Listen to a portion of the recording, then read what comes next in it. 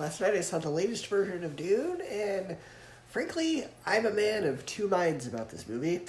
Because there was some stuff in it that was really cool, but a lot of it was frustrating. But we'll get to that in a minute.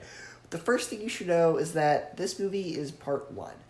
And I don't mean like the Snyder cut of Justice League, where it was a 4-hour movie, but it was broken up into 6 20-minute parts. I mean, the movie is a part one. Like, it says on the screen, Dune, part one.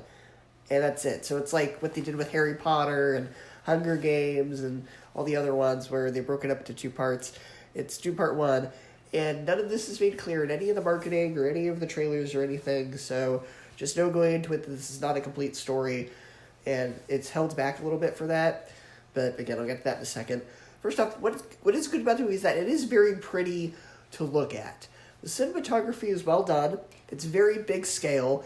The action scenes, what few of them there are almost like Lord of the Rings scale.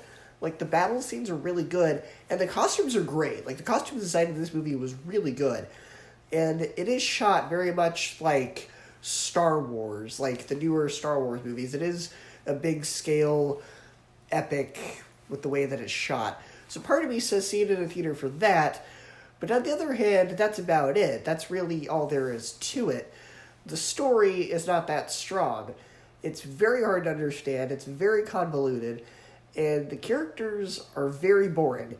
I can tell you who was in the movie, but I can't tell you a single character's name except for Timothée Chalamet's character, Paul, and that's just because the name Paul seems so out of place for this world because every other character's name is like a weird space name. I can tell you who's in it, but I can't tell you a single thing about him. I can't tell you anything about Jason Momoa's character. I can't tell you anything about Oscar Isaac's character. I can't tell you anything about anybody. I can tell you about Timothée Chalamet, but that's because his character is generic and boring. Because he's written so cliche. It's this chosen one story, right? He was born and he wasn't supposed to be born, and that means that it's this prophecy where he's supposed to unite these kingdoms in the future that are at war. I think that's what it is. And he also has the ability to see the future. So that holds the film back a little bit because it feels like the film kept getting interrupted for essentially small clips of stuff that's going to happen in part 2. Like, I can hear the CinemaSins jokes being written as we speak when those scenes happen. We interrupt Dune part 1 to bring you clips of Dune part 2. You know, like, that's kind of what it felt like. And also, the world building is very confusing because they expect you to know everything already, even though it is a very different world from ours. Because there's all these weird terminology that we've never heard before, and they just expect you to know it, which is weird.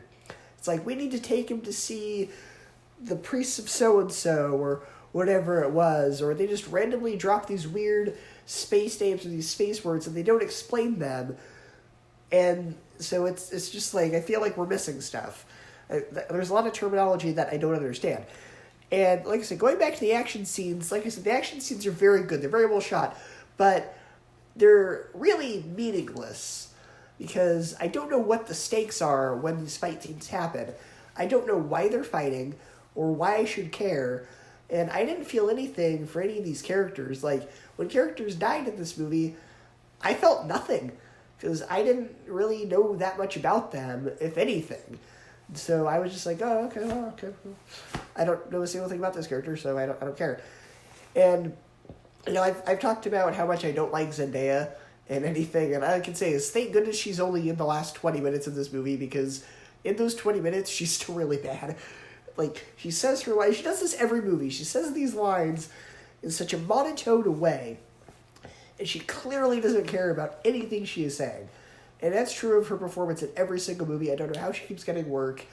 So, yeah, she's awful in this movie. So, yeah, like, I didn't care about a single one of these characters. Every character was cliche-ly written. It was big on the action and everything. But really, at the end of the day, it's not that interesting of a story. Not that interesting of the characters. I praise the ambition of it. There was effort put into it. I praise the ambition. I appreciate the ambition of it. I appreciate the big scale of it. It's well framed. It's a well shot, well framed movie. I appreciate it more from a filmmaking perspective than I do an actual story entertainment perspective, so that's why I'm giving it a little bit of praise. So I would say this movie gets a C, a 7 out of 10, and a 3 out of 5 stars for me, and that's mostly for the filmmaking as opposed to the movie itself. That's more for the production of it than the actual film.